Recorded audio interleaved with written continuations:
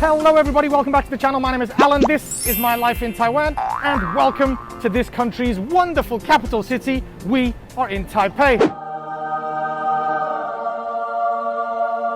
Yes, in today's video we are going to be traveling south from here in Taipei through my home city of Taichung and ending the video in the beautiful southern city of Tainan. And along the way there's going to be a little bit of eating, some drinking,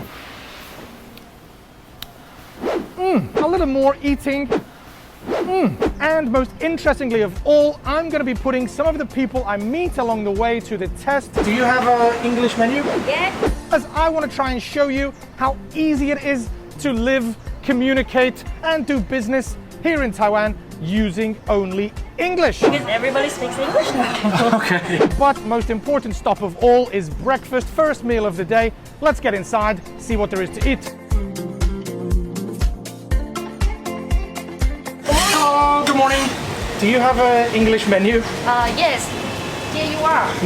Nice, excellent. Oh my goodness, that is a big menu, lots of English on there. What do you think is good? What do you recommend? I like this one, menu 3. This looks very Western. Do you have any Taiwanese food? The Taiwanese pancake is great. And how about drinks? The menu 3 has a drink.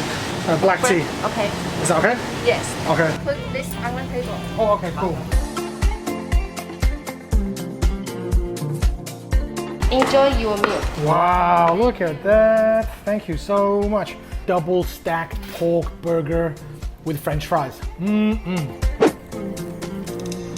Maybe not the most traditional of Taiwanese breakfasts, but as I said in my recent breakfast video, Taiwanese people do eat a wide variety of things for breakfast, and shops such as this Hongya chain store are very popular, very common all over the island. And it's really good to see when I walk in on the door, there's a big sticker that they proudly speak English here. As you can see when I ordered the food from the girl, her English was probably not fluent, but she definitely has enough English to be able to do her job here and for me to order food. That's way more than you would get if you were to go to England and try speaking Chinese. I think I'm talking too much. Time to get my burger finished.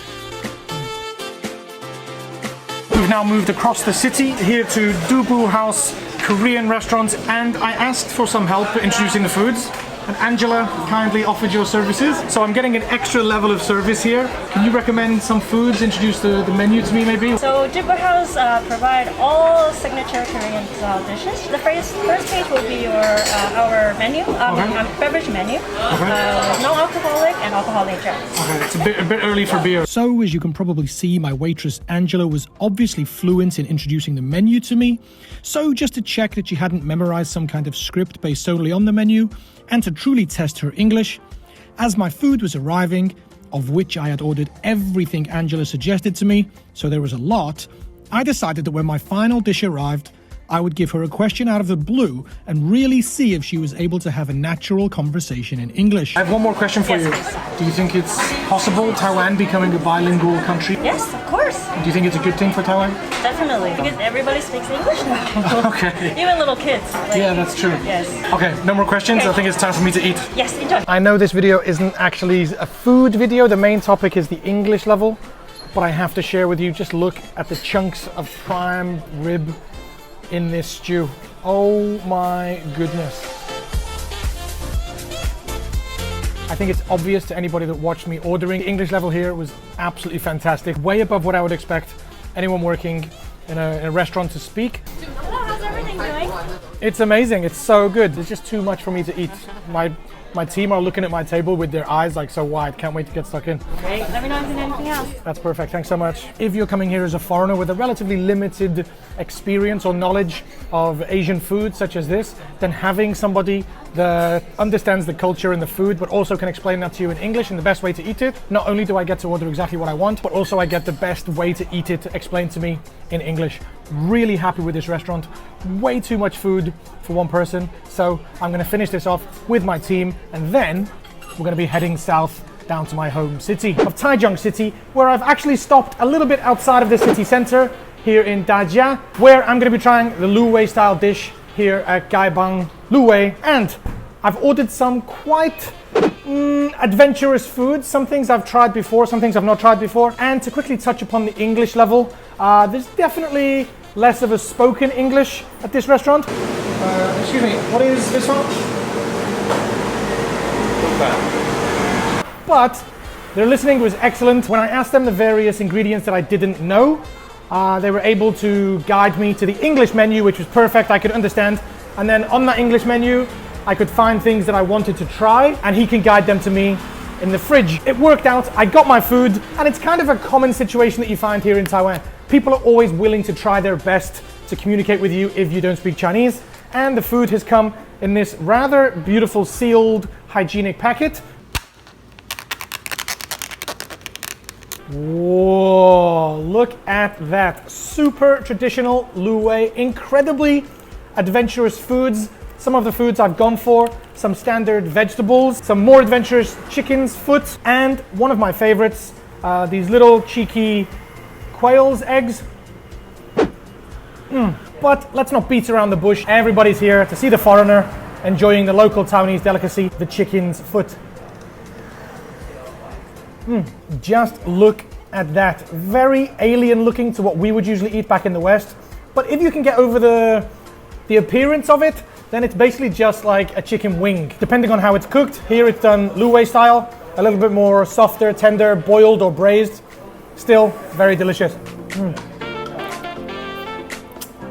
I'm gonna finish this up, share it with my team, and then time to head into Taichung City Center. Today, believe it or not, is actually my birthday, so I've come to Zujian Hot Pot here in Taichung for a birthday lunch, and as usual they have an English menu, so in fact there's no need for me to communicate with the staff too much, but I really want to push this video as far as I can, so I'm going to find a waitress, place my order, and try and give her a little more challenging question.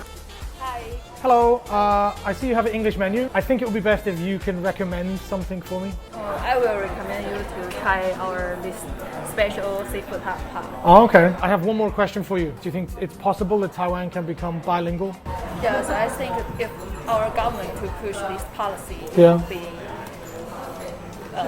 to us it will be a chance to be bilingual second language. Okay, that's great. Sorry to give you such difficult questions. Another waitress with a level of English way above what would be expected in her job. But once again, I was struggling to keep the focus of the video on the English level. Whoa, holy guacamole, look at that. As the food she had recommended to me was arriving, and every dish that arrived at my table looked more spectacular than the last.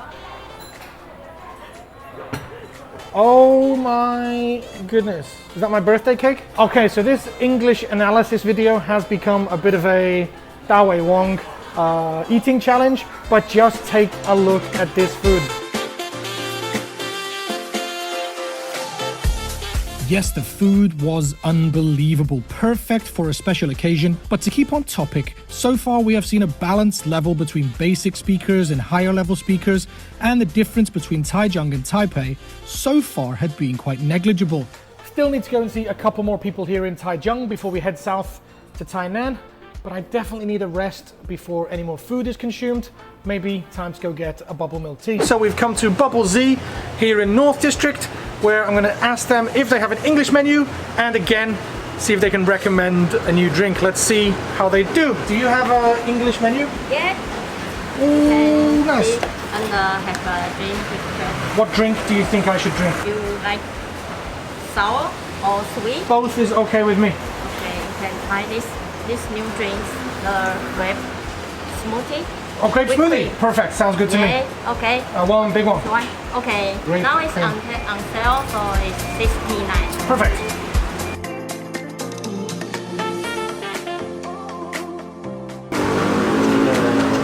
That is good. I can't work out if it's sour or sweet. It's like a mix of sour grape with a little bit of the sweetness from the cream. In Taichung, we've seen like a real range of English, from the really excellent level that we just had at the hot pot to a couple of more, let's say, basic English speakers. But I have to say that the sticker that you see outside the shop is true. There is somebody in the shop that speaks English, can understand English, so there's absolutely no reason, if you see this sticker at the shop, to worry about trying to communicate. If you're just patient, speak slowly, and with a little bit of a smile on your face always helps. The majority of people in Taiwan are going to be able to help you. I think it's time to get on the road to Tainan But first, I think I've got a place I want to stop and pick up a snack. And for that snack, we have come to Uncle Being Grilled Corn here at Fengjia Night Market. You have an English menu? Whoa, look at that. That's a big menu. Okay. So many flavors. Okay, let you choose. What do you recommend? It says here, aromatic pepper smell. This is probably one of the most aromatic restaurants I've been to all day. The smell coming out of this place is really good. Okay. Okay. Chewy. Oh, really? What kind you get? Tender, please. Yeah, just like my heart.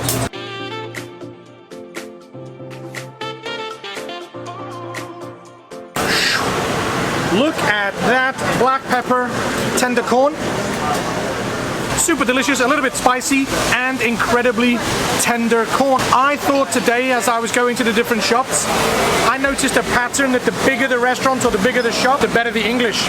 But just this little night market style stand at the side of the road had a girl who spoke perfect English, really good. I'm not sure if you could hear her, very well spoken. I really can't complain about the level of English, and I certainly can't complain about the level of the food. One stop left on this mammoth journey. I'm going to get into the car and head south and put a southerner to the test. And for the final stop on this mammoth journey from north to south, I've arrived here in Tainan City, and after eating so much in this video, I've decided to end the video with a nice drink of fresh tea at the flagship store of Natural First. Let's get inside, see what they recommend me to drink. You speak English? Awesome, okay. Now, can I ask you what drink you recommend? Taiwanese tea. Oh, okay. Yeah, this is special.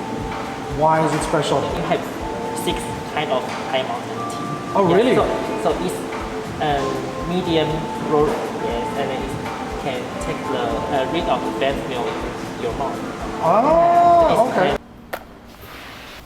Not a bad recommendation. So yes, let's get this video wrapped up and make some kind of summary. Here in this, I must say, probably the most beautiful tea shop I've ever been in. Lots of beautiful decorations, including this rather beautiful lion over my shoulder, which the guy was actually trying to tell me has a really beautiful story to it. It just represents leadership and strength. It was obviously a difficult story for him to tell me, but yeah, he definitely helped me take my order and offer some suggestions. Compared to the stereotype that you hear about the further south you go, the lower the English levels, I think that's absolute hogwash. As you've seen throughout the video, every place I went to, people had different levels of English, but every single place could communicate with me, and I didn't have to speak any Chinese, and everybody did a good job. Some better than others, of course. So I'm gonna leave it up to you guys to choose in the comment section about north, middle, or south. Which restaurants do you think did the best job? Comment down below. And of course, I would love to know how you think you would do if a foreigner walked into your place of business